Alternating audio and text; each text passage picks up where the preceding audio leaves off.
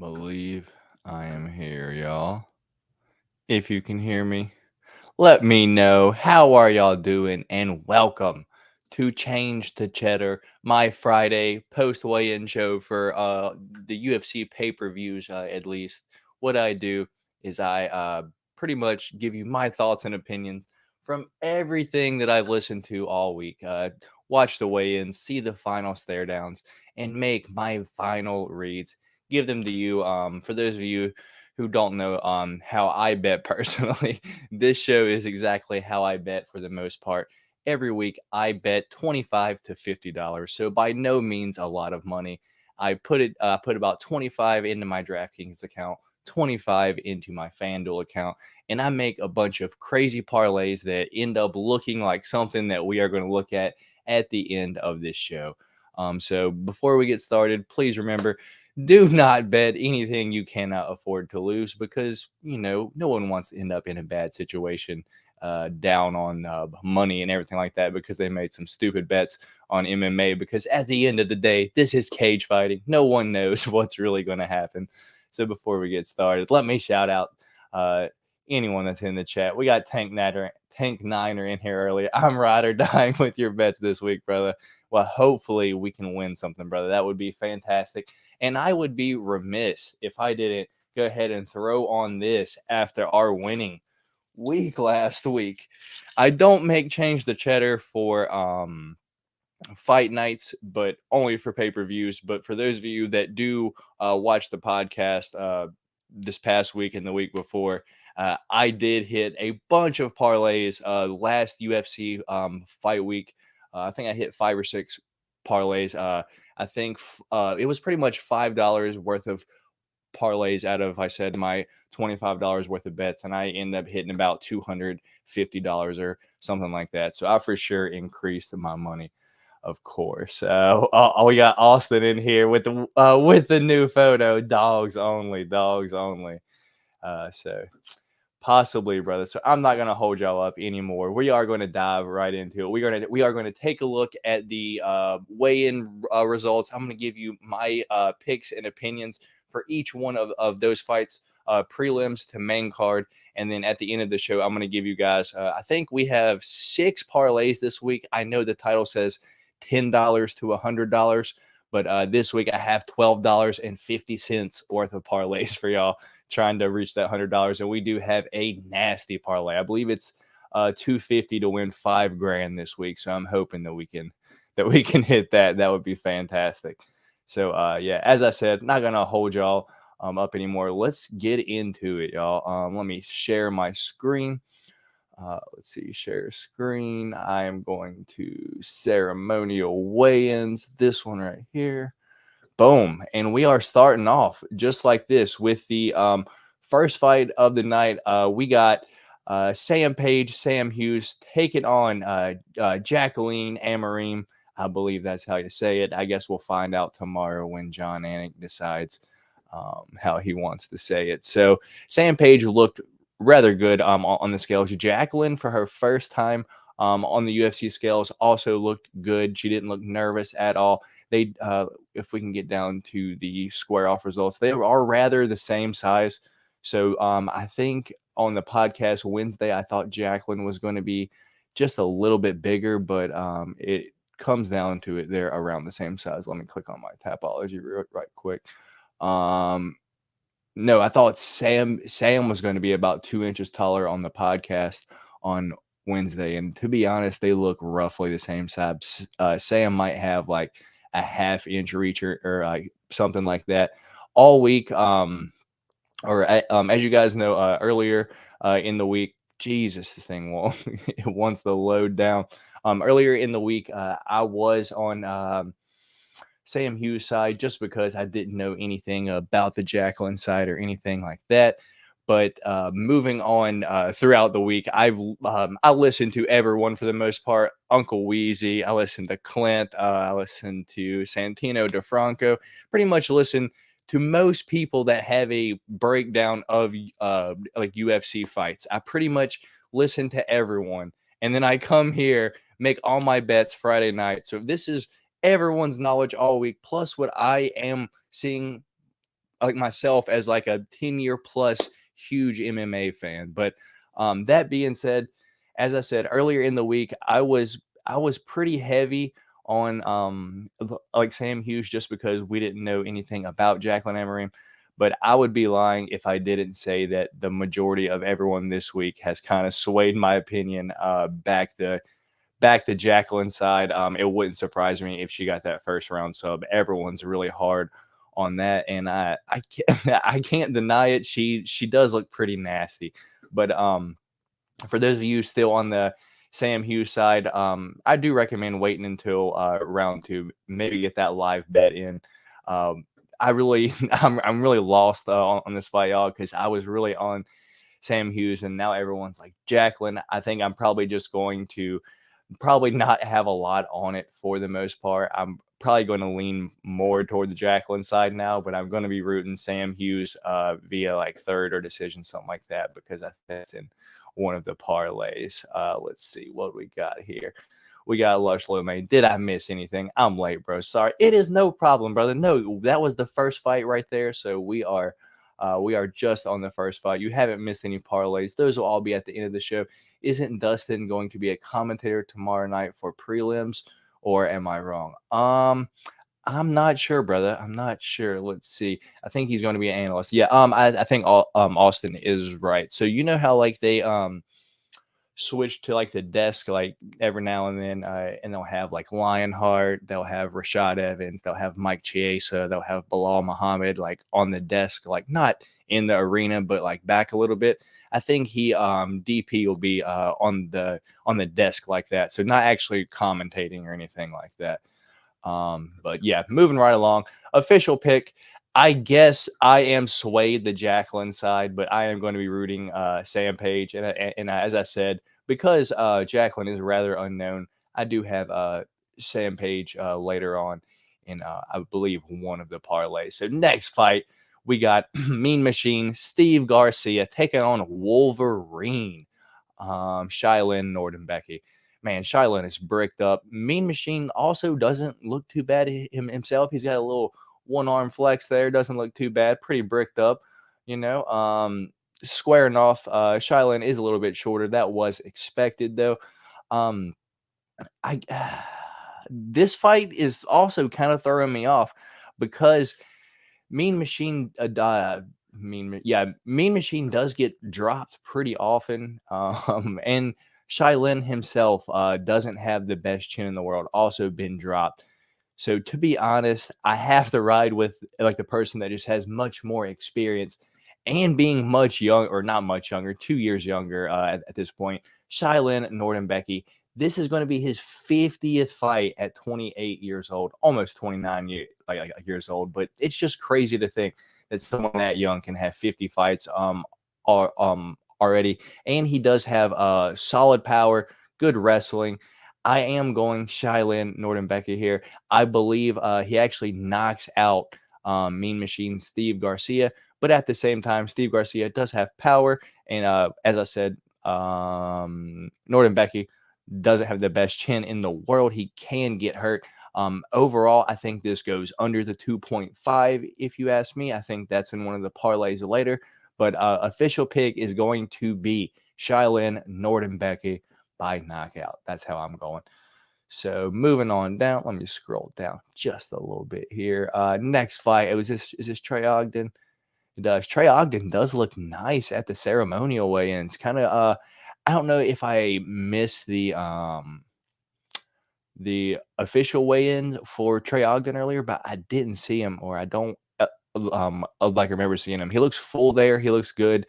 I did see Ignacio Bahamondes at the official weigh-in earlier though. Dude looked good. The Chile dude, he is good. He is good, and he is massive for like 155. Obviously, the spinning back kick over Roosevelt Roberts is probably going to live on in highlight history for a while for the most part. Like, that was a nasty kick. Daniel Zellhuber versus Trey Ogden is the one that I think everyone is kind of is what's giving the majority of people a thought that Trey Ogden has a chance here. I just don't think so. Ignacio Bahamondes, this isn't his UFC debut like it was Daniel Zellhuber. He's been here a few times, and the dude walks forward, gets punched in the face, and continues to throw. So that's not a guy that's going to, how do I say this?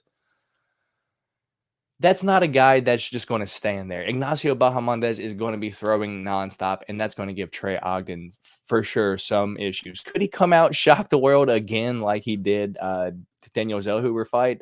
I guess so. He could, but I just think this is truly just a bad matchup for Trey Ogden altogether. He's the much smaller man of the two. Let me scroll down here. Yeah, just look at the difference here. He's got a solid 2 to 3 inch height difference. I don't know what that pose is that he's doing there. Ignacio Bahamondes has some nasty kicks, leg kicks, body kicks, spinning kicks. He's got a good jab on him. Keeps his good range. Also, I believe he choked. I forgot who he choked out in his last fight. His last fight, he did choke out Rongju via, I think it was like a front choke or like a ninja choke, something like that. So, as I said, Ignacio Bahamondes, and he's got the sick haircut like your boy over here, or something like it. Got to go with the haircut, brother. Ignacio Bahamondes here. I believe maybe third round knockout decision. Trey Ogden's tough. Who knows? Ignacio Bahamondes is dirty too. I don't think Trey Ogden's ever been finished or knocked, or if he's ever been like finished, it's only been by sub. I don't think he's ever been knocked out. Excuse me. Yeah, I've got Ignacio Bahamondes winning this. Third round or decision is the way I'm going. So let me take just a second here and see what y'all got going on. We got A Jackson up in the room. I appreciate you stopping by, my brother. This is going to be a good card. It definitely is indeed, brother. It is indeed. We got Z Shadow. I bow down to your knowledge on fights. I disagree with you on several fights on the Usman card, and you got them completely right. So now I listen to you like a young grasshopper. Hey, brother, I appreciate that. But at the end of the day, this is a crazy sport that we are all fans of. We can be so confident on one thing and it completely just be totally wrong multiple times. I've had like a 7 or 8 leg parlay almost hit this close to hitting, and it doesn't hit because the one fight that I have in my other 10 parlays that I have going, the one that I'm the most confident on, the one that's in everything, is the one that drops out and just shits on everything. So, bro, I wish you luck this weekend, brother. I'm going to be trying my hardest too. But at the end of the day, whether you're tailing me or if you're fading me, I just hope that you can win some money. I can win some money. We can rake these bookies over the coals and make them pay for their terrible lines. So up next fight of the night, we got my girl Lupi Godinez taking on Cynthia Calvillo. And at one point, Cynthia Calvillo was a young up-and-comer. The UFC was behind her, giving her the brand deals, pushing her as much as they could. And then now she's 35 years old. She was 9-1-1 before her last 4 fights. She is now 9-5-1. She's lost 4 of her last 5 fights, and most notably quitting on the stool, fighting Andrea KGB Lee. So that being said, y'all, I got to go with my girl Lupi here. I'm actually surprised Cynthia Calvillo made weight. She is dropping back down to 115, and she did look pretty good. She didn't look like she struggled or anything like that. She does have a small, I guess not a small, she does have a little size advantage over Lupi, but being 115, I don't think there's a girl on earth that when Lupi Godinez is at 100%, there's not a girl on earth at 115 that Lupi can't ragdoll. And I just think that's the way that this goes for the most part. And if I did see a round 2, round 3, Cynthia just mouth open, gassing because this was her first weight cut back down to 115 in a few years now, she could end up, being at like after the second round, she's like, fuck, I don't want to do this. Does she even get back up? Who knows? And Loopy, in her last fight, even though she lost it, with the worst game plan in the world, you're the best wrestler in the world, or not in the world, in the division at that point. Not what am I saying? You are a better wrestler. You're one of the better wrestlers in the division at that point, taking on Angie Overkill Hill with literally probably the worst takedown defense in the division, and you only shot like 2 or 3 takedowns. So that was an awful game plan. But like listen to some of like the after the fight talk, and she did like that she was sick going into that fight week. Hopefully she was telling the truth, and hopefully she's back to her game plan this week. I am going Lupe Godinez to win this fight.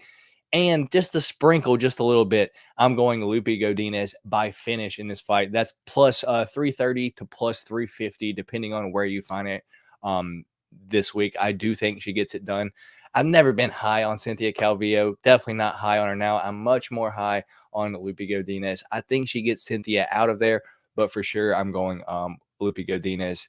I'm hoping she can get that like round 2, round 3 knockout, something like that. That's the way I'm going. That's the way I'm going. So moving on. Next fight, we got the Vanilla Gorilla Chase Sherman taking on Carl Williams.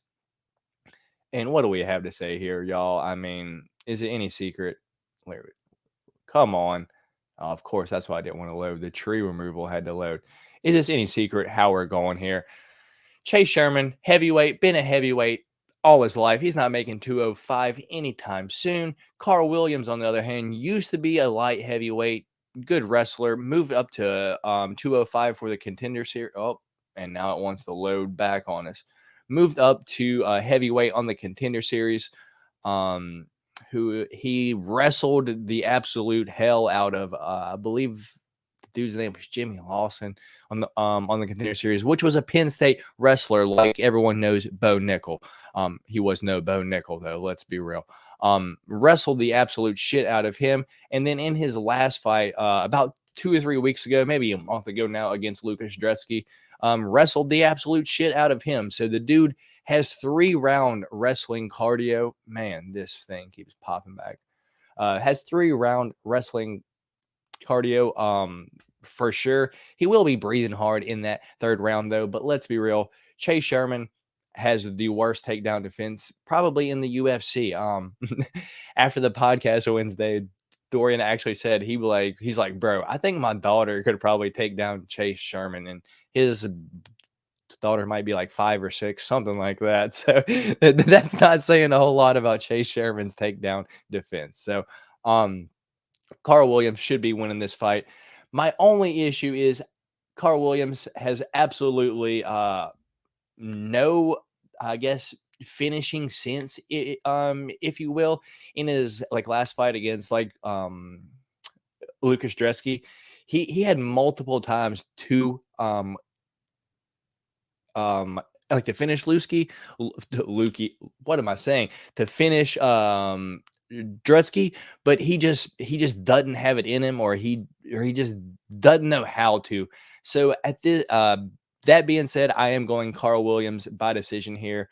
If he does get the finish, that would be fantastic. Or actually not fantastic for my bets, but it would be an eye opener for the division to show that he can get someone out of there, because Chase Sherman is tough. He's not like just going to go away. Yeah, I'm going Carl Williams' decision here. Let's move on before I get caught up on this fight, because I'm mad at myself.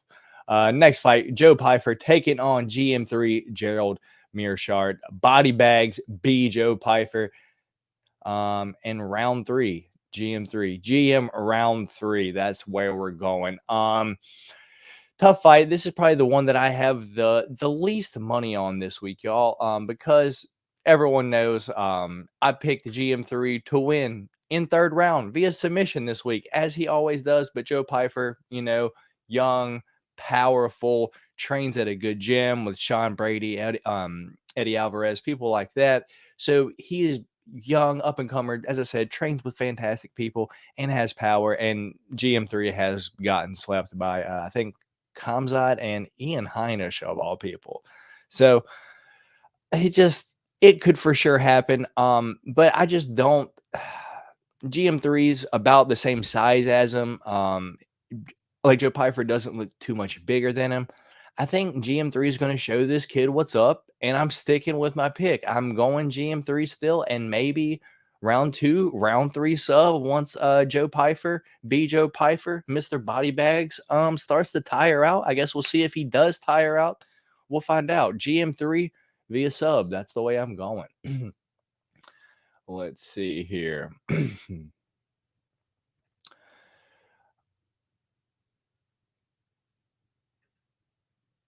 Are we almost at the main card, y'all? We got a few more fights, 2 more fights till the main card. So up next, come on. Up next, Luana Pereira with that dumbass haircut, taking on the bricked up karate hottie Michelle Watterson at the official weigh-ins this morning. I was like, damn, I've seen her so many times. I've watched her fight for years now. But Michelle Watterson this morning, I was like, I have never seen her that shredded. Like, you could see the veins in her legs, like earlier, like this morning. And I was just like, something just tells me Michelle Watterson as the dog this week is the pick. I'm sticking with my pick from earlier in the week, and they're about the same size. Luana Pinheiro gasses. She's only got 2 rounds in her. She's going to look like dog shit round 3. I'm going Michelle Watterson via decision this week, so I really don't have too much else to say about this fight for the most part. The bathroom break fight, exactly. Like you're not gonna miss anything if you go to the bathroom during that fight for the most part. Last fight of the prelims, we got KG, as I'm spitting everywhere. KG, Kelvin Gastelum, taking on the action man, Chris Curtis. Action man up there with the Randy Orton pose, you know. For those of you that are WWE fans, or I don't know if he's still wrestles in the WWE. I don't even remember. Back in the day, Randy Orton was a guy in the WWE. Chris Curtis, Kelvin Gastelum. And this is something that throws me off every single time I see that Chris Curtis is bigger than his opponent, because Chris Curtis isn't bigger than his opponent ever. But obviously Kelvin Gastelum did fight down at 170 for a while. I do think he should go back down there. I believe that Chris Curtis also fought at least a few fights at 170. I'm really surprised that Kelvin Gastelum is still the favorite this week. It doesn't make any sense, at least to me. I got Action Man winning this fight. Could Kelvin outpoint him? Yeah, I guess so. It wouldn't surprise me too much because he's pretty active with his like bounce in and out style, as where Action Man just kind of stands there and just kind of like Sean Strickland, just stands there and just tries to hit you. Yeah, for the money this week, my pick for how this is going is Action Man by decision. I think it's like plus 240, plus 230, something like that. Chris Curtis should get this done by decision. Kelvin hasn't won a fight over anyone relevant now in such a long time. He's won he's lost like 7 out of his last 10, or like 10 out of his last 12, something like that. The dude is for sure on a downfall for the most part, but Action Man is a big step down too. So Kelvin Gastelum can compete with the majority of people at the top of the division. I guess we'll see if Action Man is of that ilk. I'm going Action Man by decision at that plus 240, that plus 240 price tag. So before we get started with the main card, let me go back on into the chat real quick, see what y'all gotta say. Let's see. Did Paige Van Zandt retire from MMA? I only see her in the news now if she is in a bikini on the beach. Seeing Karate Hottie reminded me of Paige. I don't know, brother. I gotta be honest. I don't really keep up with Paige Van Zandt.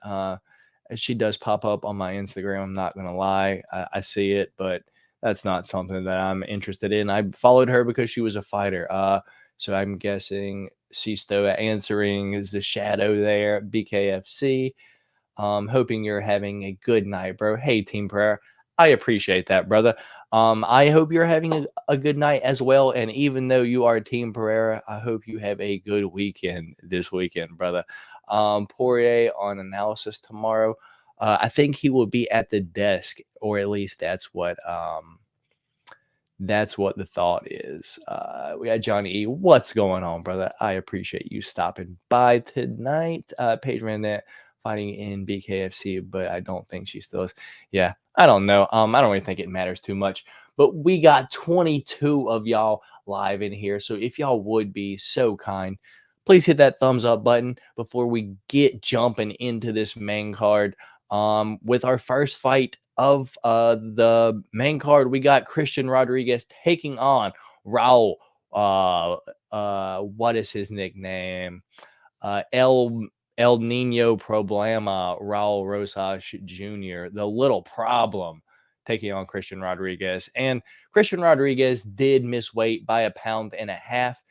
And earlier in the week, I did pick Christian Rodriguez because, truthfully, Raul Rosas Jr. hasn't impressed me too much at all on the Contender Series. He fought basically just a regular guy, and he did go to decision with just a regular guy. He wasn't good at all, or looking back, he wasn't too good at all. Went to decision. He did win via decision though. Making his UFC debut. I did pick Jay Perrin to beat him because of that, but he came out and smoked Jay Perrin with ease. And I thought Jay Perrin was a decent fighter, by no means going to be a champion or anything like that, but I thought he was a decent fighter, and he just came out and dusted Jay Perrin. I picked Christian Rodriguez earlier in this week because Christian Rodriguez looked fantastic. He didn't beat JSP Pierce, but he looked good enough to compete a weight class up at 145, and I believe JSP has also fought at 155 and at 145. So JSP, a rather big 145er, and Christian Rodriguez did take that fight up at 145 with him and had him in a deep guillotine choke. That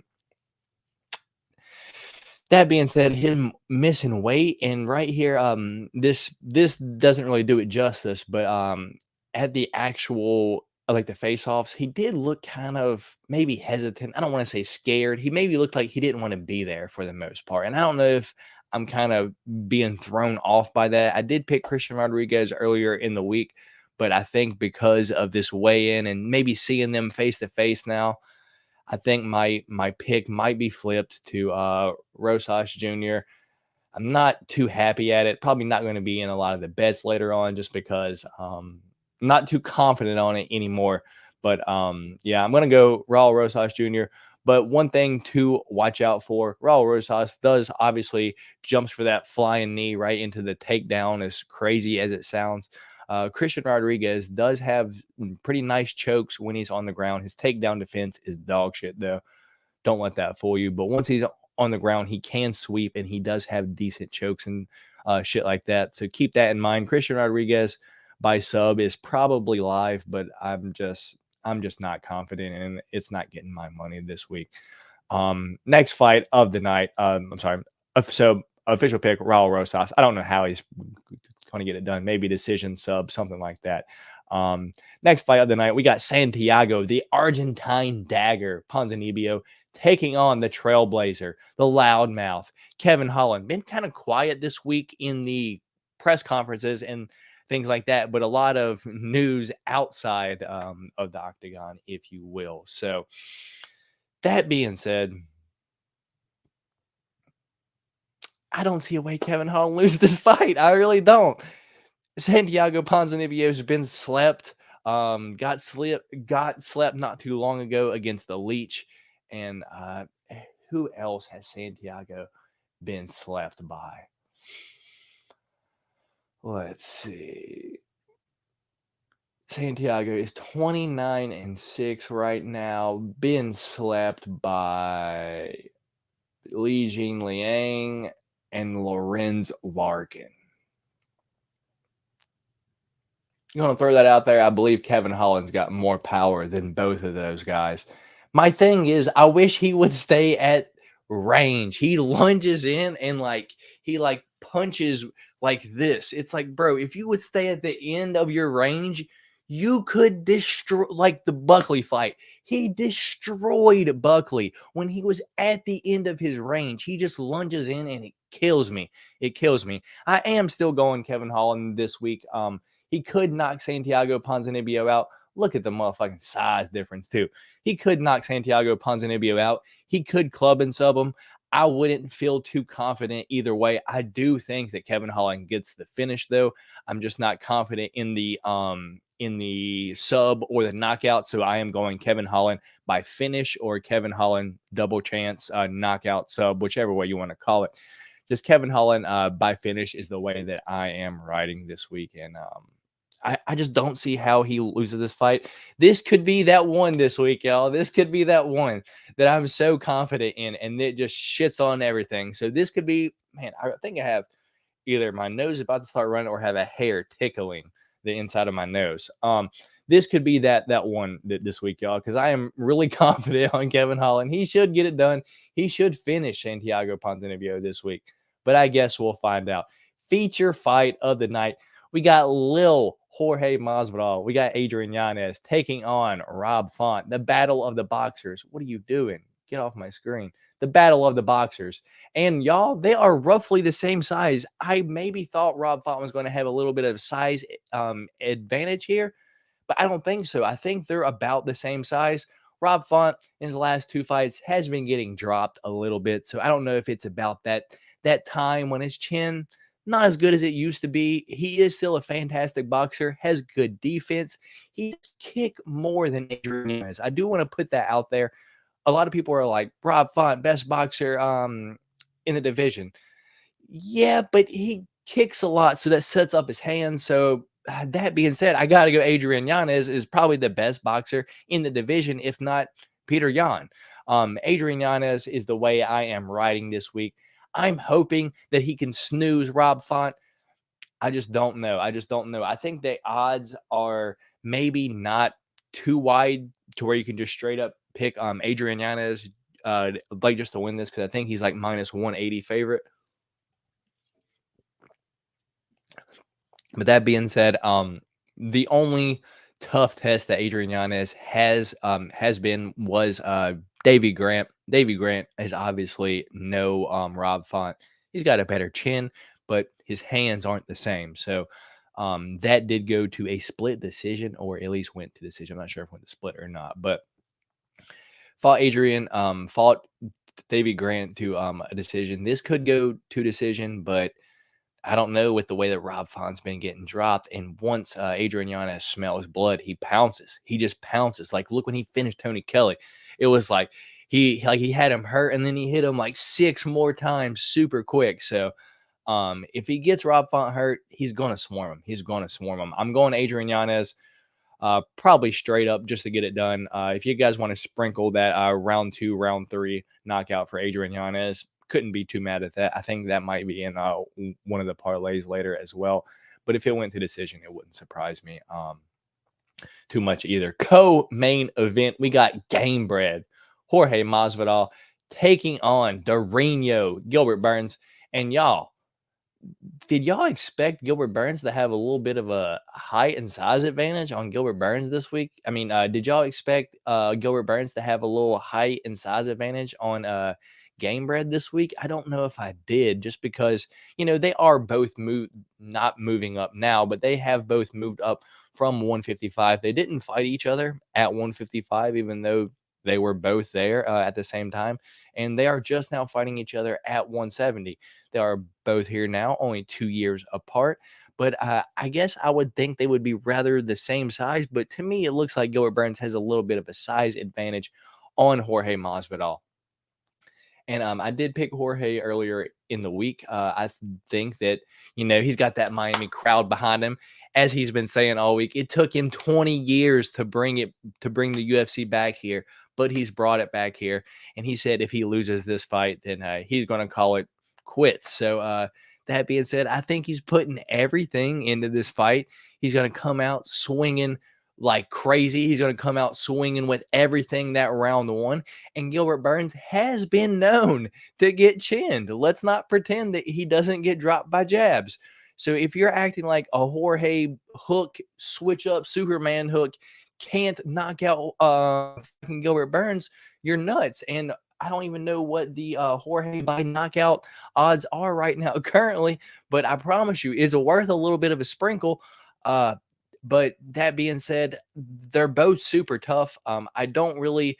I'm going to preface this right now. I don't think Gilbert Burns subs Jorge Masvidal because he is tough as all hell. Hasn't been subbed in forever. It's been years. But if Gilbert Burns comes out and does the Neil Magny to him, takes him down, arm triangles in 30 seconds, I'm just going to look like a dumbass.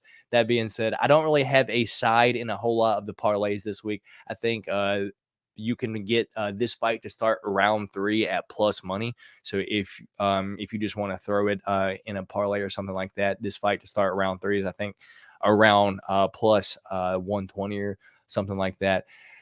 My official pick, I am riding Gamebred home in Miami. I'm hoping he gets the knockout. I don't know if it's going to happen. I'm hoping it does, though. I'm riding Gamebred Masvidal. Let's go. 305, baby. But Jorge Masvidal could come out and, as Jorge says, crotch sniff him for the 3 rounds. So before we jump on into the main event, let me see. Oh, wow. I have missed a lot in the chat. I apologize, y'all. I apologize. Oh, wow.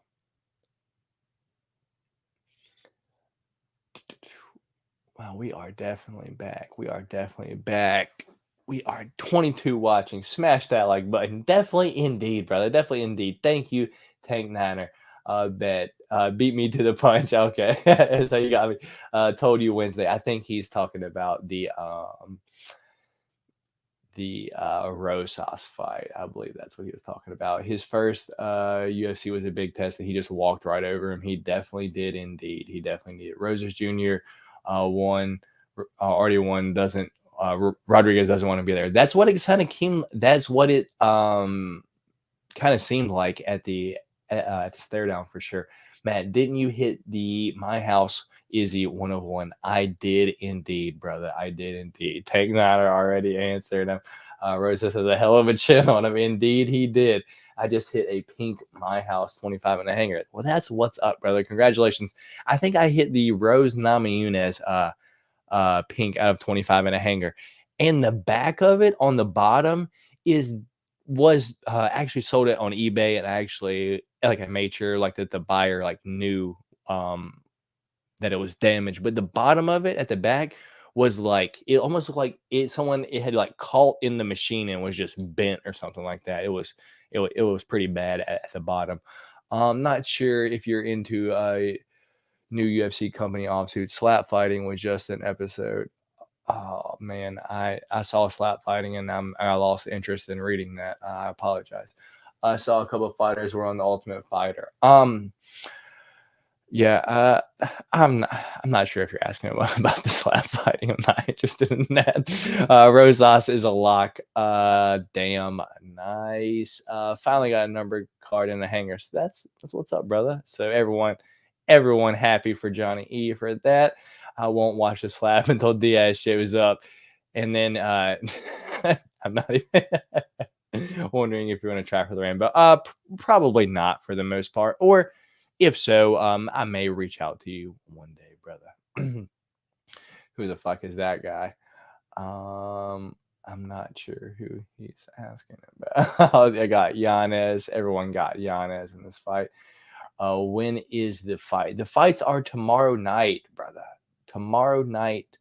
Prelims, he got you right here. Johnny E, prelims start at 6 p.m. Eastern Standard Time. So wherever you are at in the world, adjust that to your time zone.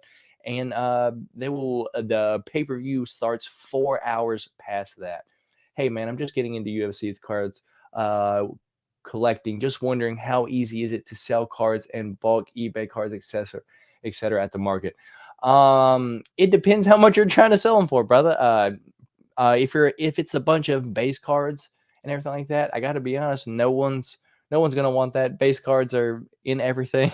You don't not get base cards when you buy stuff for the most part. So it all depends, brother.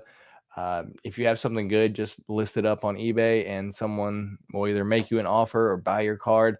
I've got a ton of stuff that never sells on eBay. It's just up there forever. So um, I don't really know how to answer your question. Is how easy is it to sell? Oh, wait. Or if you're asking specifically in bulk, I haven't really sold bulk for the most part, and any bulk cards I sell is usually just like 30 cards for the most part. So that's about the most bulk that I sell, but that's just in like the golden pack or something like that. Um, yeah, I'm not really sure how to answer your question there, brother. Panini going to Panini. Here we go. Who the F is that guy commented aimed toward the guy who KO'd Ponzinibbia? Okay, that makes sense. That makes sense. Yeah, that was Lorenz Larkin way back in the day, I believe, right? Yeah, Lorenz Larkin, and back in 2015, Lorenz Larkin is a name that not many people know about. So, moving on to the main fight of the night, main event, Israel, the last style bender, Adesanya, taking on Alex Potan Pereira. Man, the fourth fight total, the second fight in the UFC, y'all. Man, I am so ready for this fight, y'all. I cannot even explain. I'm almost speechless for the most part. So before we get started on this, if y'all haven't, please hit that thumbs up button. I would greatly appreciate that. I would be honored to be here every pay-per-view fight week for y'all. But if y'all can show some support to the channel by just hitting that like button, that would be fantastic.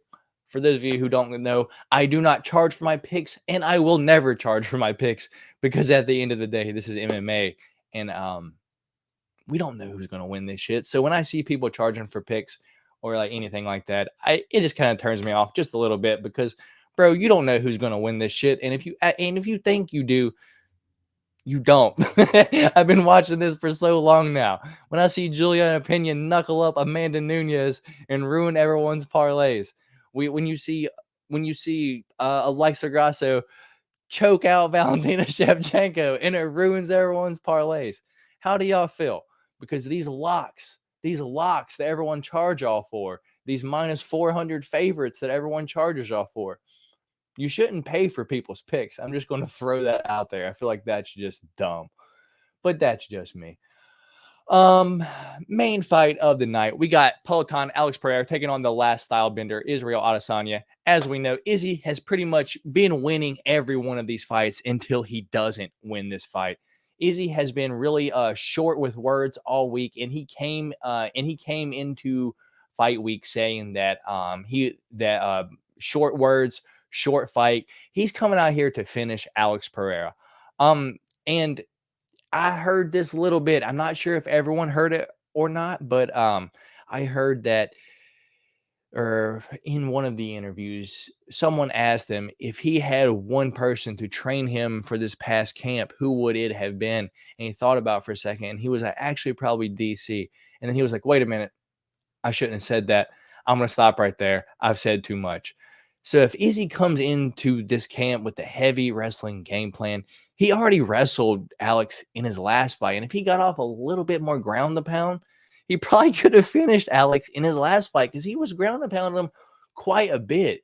So if Izzy has just improved on his control, on his being able to not fall off, being able to wrist ride, being able to hold the wrist and hit with the other hand, I think Izzy gets it done this week, y'all. And just so y'all know, I picked Alex to win last time that they fought. I thought Alex was going to get it done, but for some reason this week, y'all, I just think Izzy's got it in the bag, and he is a slight favorite. I think he should be the dog, just because obviously he's the smaller man. He's lost 3 other times to him. But let me go up just a little bit. Let me get y'all's opinion for just a second. Does Izzy look thinner today than what he normally does?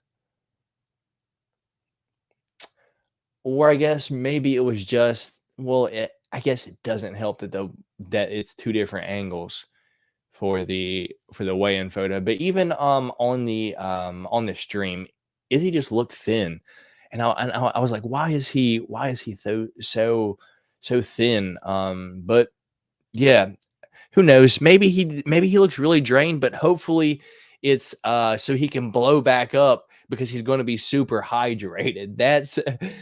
That's my thought. I am riding Izzy this week out. I think Izzy gets it done, and it wouldn't surprise me if we got Izzy ground and pound finish. My official pick is Izzy this week, y'all. And I'm going to take a look at the comments real quick, and then we are going to jump into our parlays this week, y'all. We got six parlays this week. They're all $2.50 or less to win over $100. So we got six parlays to hopefully turn some change into some cheddar this week. So sports cards at a 2-year low across the board. And that's probably a good answer as a shadow. I didn't really know how to answer him because at the same time, I'm just a UFC fan. I like to collect the cards that are in the sport that I like to watch. So this fight is a toss-up. So it's so good. Izzy has mad skills, but Alex only needs that one shot. Indeed, brother. And my thing is, if Alex is relying on his power in this fight, he's going to lose. He just is. He only hit Izzy that one time in the last fight. And without not checking that like leg kick first, does he even hit Izzy with that shot to hurt him? I don't know if he does. So I have to ride with Izzy this week and just hope for the best. My butthole is going to be puckering every time I see that right straight come out, and the Alex Pereira, like just the left hook comes out of nowhere, just out of nowhere. That shit. Every time I see that, I'm gonna my butthole is gonna clench. But I'm hoping Izzy gets it done this week. He did look really drained. I love Izzy. Got to ride with Alex. He's won 3 times already. Izzy seemed distracted on the week's interviews, the press conferences, stumbling over his words. Don't think he was 100% there. Or maybe he was super focused, because I do know exactly what you're talking about, brother. He was talking to the person asking the question, and there was like some chairs banging in the back, and he like looked to the back. He was like, "Hey, can y'all keep it down back there?" I do know, like you're talking about, brother. Maybe he's irritated. He wants to fight, but maybe he has that furiosity with him, brother. So that's just how I feel. If you feel Alex is gonna win this week, brother, good luck to you. I'm hoping that whatever happens, hoping whichever way you go, hopefully you can win some money this week, brother. We got Marijuana Motivated TV. What's up, brother? How are you doing on this Friday night?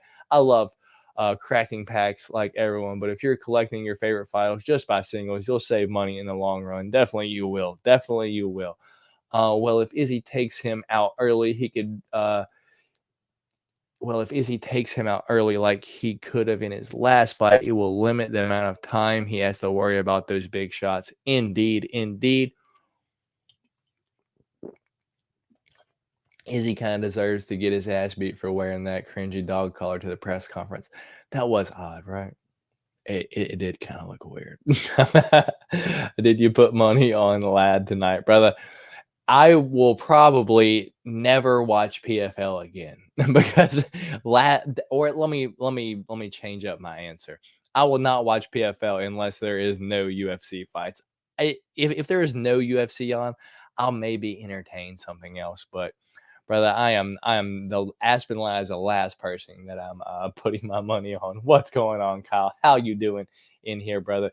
We just got through with the entire official picks for the card. About to move into the change to cheddar. Our parlays this week, y'all. We're going to try to turn some pocket change into some cheddar that we can send to our PayPal this week, y'all. So let me stop sharing my screen. We're full screen. Excuse me, y'all. I don't know if y'all heard that, but that was a loud one. So let me go on into my banners real quick. So for those of you who don't know, or if you missed the beginning of this show, I just want to give you all my picks and everything like that. But every week I put about $25 to $50 in my betting accounts, whether it be DraftKings or FanDuel, whatever it is. And I make a bunch of crazy parlays consisting of stuff that I'm about to show you right now. This is just $10, or this is actually $12.50 of those parlays. But I just share a few of them with y'all, the ones that I feel like I'm confident in, on the ones that I feel like really have a chance of hitting.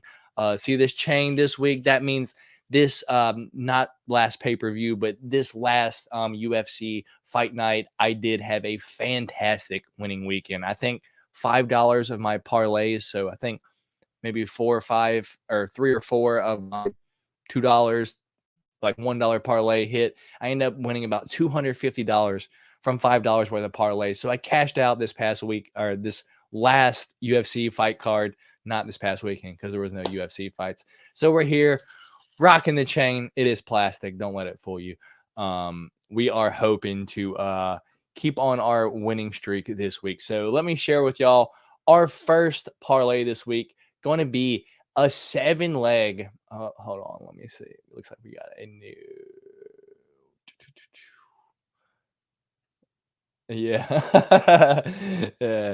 yeah. Lush Lemaine. This is not financial advice. People, play responsibly, brother. That's exactly why personally I don't bet any kind of big money. I see everyone betting like thousands of dollars, and I'm like, oh, that makes me sick to my stomach. I could not do that in no way, shape, or form. No way, shape, or form am I betting any sort of large amounts of money on this sport. Yeah. So as I said, this is just around about 10 or so dollars of my parlays for this week, and we are going to try to cash out, y'all. So first parlay this week, let me figure out what side I'm going to decide to be on this week. Looks like I'm going to be over here on the left side of y'all screen. So first parlay this week, y'all, it is a 7-leg, y'all. It is $1.50 to win $222.61. 7 legs. It is a plus 14,740. First leg of the parlay starts off with Jacqueline Amarim to win by submission at a plus 150. Second leg of the parlay is Ignacio Bahamondes to win and over 1.5. This is on DraftKings for y'all. If y'all don't know, DraftKings Sportsbook. Our third leg of the parlay is Lupita Godinez to win in round 3 or decision at a minus 165. Our fourth leg of the parlay is Carl Williams to win in round 3 or decision at a minus 110. Really knocking the odds down on that one. Our fifth leg of the parlay is Chris Curtis to win by decision at a plus 225. I'm really surprised we get that good of odds on that. And sixth leg of the parlay is Kevin Holland to win by finish any way necessary, knockout, submission, or DQ at a plus 120. And our last leg of the parlay, closing it out this week, y'all. 7 legs. Adrian Yanez, money line, straight up at a minus 180. That $1.50 will win you $222 this week, y'all. So that's our first parlay. Let's move on down to the next one. It's not as juicy. It is 8 legs, but I feel like there's a little bit. Yeah, it's just a different one. It's just a different one. So as I said, 8 legs plus 7,801, $1.50 to win $118. So our first leg of the parlay, it looks like this one's going to be backwards. So first leg of the parlay is going to be the Gamebred versus Gamebred versus Gilbert Burns fight to start round 3 at a minus 120. Second leg of the parlay is going to be Adrian Yanez to win and over 1.5. Third leg of the parlay is going to be Kevin Holland to win and over 1.5. Fourth leg of the parlay is going to be the Kelvin Gastelum and Chris Curtis fight to go to decision at a plus 190. Next leg is going to be Carl Williams and over 1.5. Sixth leg is going to be Lupita Godinez straight up at a minus 265. I don't know why I put that one in there. Whatever. Ignacio Bahamondes to win and over 1.5 at a minus 135. And the Shailin Becky versus Steve Garcia fight to go under 2.5. That $1.50 will net you $118. If I could redo that one, I would have probably picked Lupe Godinez and probably over 1.5 or by finish, one of the two. But straight up, it is what it is. That $1.50 will net you $118 on that plus 7,800 and one parlay. So next leg. Our third parlay this week, y'all, is going to be $2.50. This is our biggest one on DraftKings this week, y'all. $2.50. It's a plus 500. No, it's a plus 57,036, y'all. So we are really trying to win this one, y'all. $2.50 to win 14 hundo this week, y'all. Starting off, first leg of the 8-leg parlay is going to be Shailin Becky versus Steve Garcia to go under 2.5. Ignacio Bahamondes to win and over 1.5.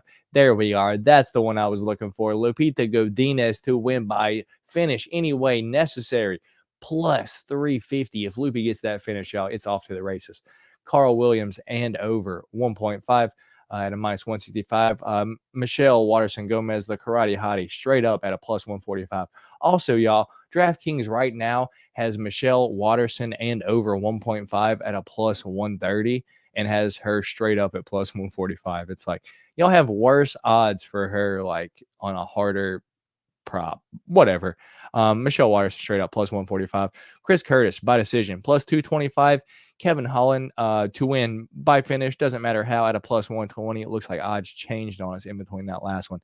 And Adrian Yanez straight up $2.50 on that, y'all. Will net y'all $1,428. That is an 8-leg this week, y'all. That's our biggest one on DraftKings. I'm really hoping on that one.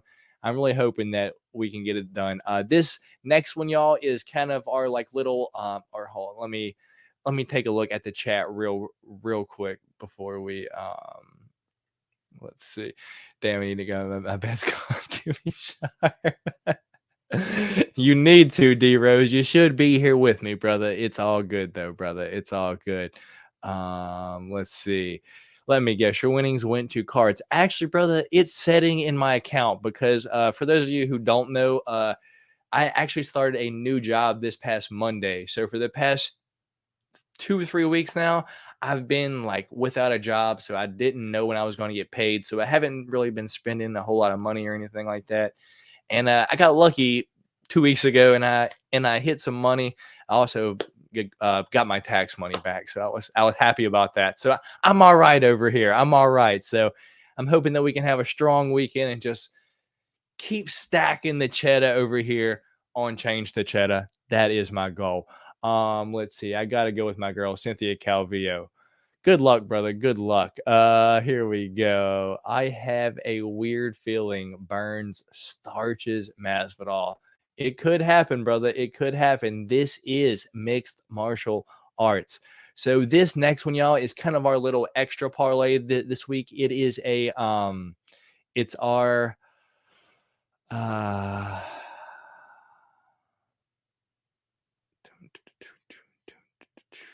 let's see. Where'd it go? Yeah, okay, here it is. This is going to be our little prelim action. This is just $2, y'all. Our little prelim action. I'm hoping that with our little extra parlay that this week, y'all, we can pay for our pay-per-view.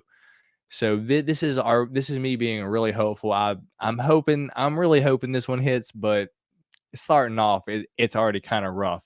But if Sam Hughes can get out of round one, I think she has a chance. And if she wins that, it's off to the races, and we might be working with a free pay-per-view for the night. So up first, this is a 5-leg parlay, all on the prelims, $2, and this is a plus 9,869. So $2 to win you basically $200 for the most part.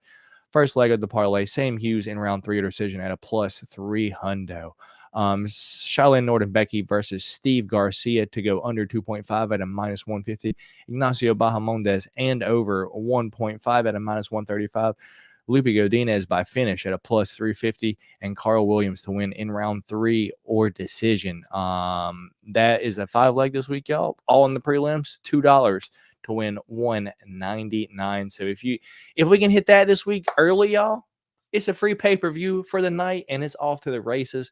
Especially if I get that loopy finish, because I do have that straight up. So this is the first one of our FanDuel parlays. We have this one, and then we have one more left, y'all. So this is a 4-leg, $2.50 to win $225. We got Chris Curtis by points at a plus 240 on FanDuel. Kevin Holland to win by knockout or submission. So this is under your double chance prop at a plus 130. Adrian Yanez to win by knockout in round 2 or 3. That's also on your props area at a plus 410. So Adrian Yanez knockout round 2 or 3 plus 410. I like it. And Gilbert Burns versus Jorge Masvidal to go to decision. That 4-leg at a plus 89. 13, $2.50 to win $225. And our biggest parlay this week, y'all, our big daddy, our long shot. And guess what, y'all? It's 5 legs. 5 legs on FanDuel, y'all. Here it is. 5 legs, $2.50 to win $5,107, y'all. A plus 200. Plus 204,197. That is our odds, y'all. Starting off first leg of the parlay, Lupe Godinez to win by knockout in round 2 or 3. I'm hoping Cynthia Calvillo after round 2 is just exhausted. She's dumb. She's done just sitting on the stool like, I can't take this anymore. I'm tired. And Lupe, or she either doesn't get up, or like Lupe comes out round 3 and just pounds her out there. Our second leg of the parlay, Carl Williams to win in round 3 or decision. We know he's going to rustle the Vanilla Gorilla. Gerald Mearshart to win by submission in round 2 or 3. As I said earlier in the night, Joe Pyfer could knock him out, but if he doesn't knock him out round 1, GM3's live, baby. Let's go. GM3 in by sub in round 2 or 3 at a plus 650. I'll take it. Once again, that Chris Curtis by points, I like it. This could go the other way and could shit on a lot of my bets for the night, but I'm confident in the action man this week. Let's go, Chris Curtis. And our last leg of the parlay is Kevin Holland by knockout or submission. So that double chance at a plus 130. $2.50 to win $5,000, y'all. $5,000. That's the last parlay this week, y'all. That is 6 different parlays, $12.50 worth of parlays this week for y'all. I'm hoping that we can hit at least one of them. Remember, if we hit one of them, I only showed y'all $12 worth of bets. I'm only going to be betting about $35 to $40 total. If we can hit one of those, we make all of our money back and plus bet money for the next few weeks. That is my goal over here, to bet for free and hopefully cash out, take some money out, and just continue to stack my cheddar. I don't do the units for the year. I don't understand units. I put about $25 in my account on the weekend and hope for the best. That's how I bet for the most part. So before we get out of here, let me take a look at the comments. Just one. Okay, so that's where we left off at. Love your trim. Do you get a pro hairstylist to do it? I mean, I just go to the barber shop. I pay about, I think, like $35. Tip the guy about 15, and he usually does a good job. Congratulations on the new job. Got my first hobby box. Tagged you in and still haven't opened it yet. Oh, okay. All right, brother. Hey, good luck on that, brother. Hopefully you can get a 1 of 1. I believe you tagged me in a 2022 Don Rush box. I believe that's what you tagged me in. Hopefully you get a sick auto, a sick patch, and some sick number cards out of there, brother. Incoming addiction. My first hobby, I got an Islam Makhachev auto, and it's on like Donkey Kong. That's how it goes, brother. That's how it goes. I got hooked with 2021 Prism, and I haven't looked back since. That's not even a crazy bread either. Sweet odds for the picks.